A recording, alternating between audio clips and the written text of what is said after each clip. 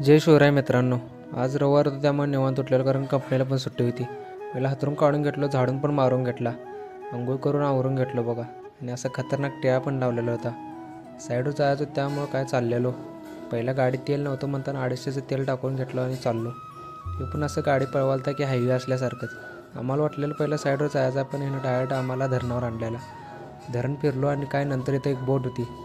बोटत बसलेलो, पण बोटच कोणाला चालवायला येत नव्हती. कशी बशी आत नेली, ती आत नेऊन पण अडकलेली. मग काय नंतर आलो सैवटी कसं तर कडलाच. नंतर काय हे दगड रचालता एकावर एक, कशी बशी 5 दगड रचलेलं, ती पण पडली बघा जाताना. कारण नंतर आम्हाला साईडवर जायला वेळ होता त्यामुळे निघलो तिथनं. गाडीनं चाललेलं त्यामुळे उन्हात झरका पण खूप लागाल ते, त्यामुळे काय रस प्यायचा म्हणला उसाचा. काही 2-2 ग्लास रसाचा रस प्यायला पहिला आणि डायरेक्ट चाललेलो साईडवर. तेव्हा गणपतीचं मंदिर दिसलं, लांबनंच पाया पडलो आणि आलो बघा साईडवर. हे काय दोघं विचार कराल ती काय माहीत. मग काय पहिला लाईन दोरी मारून घेतली मी आणि वंक्यानं.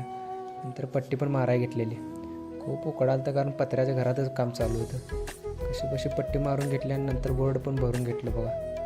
कारण जायला आज आता वेळ झाला आम्हाला, त्यामुळं काय राहिलेलं काम उद्या करायचं म्हटलं.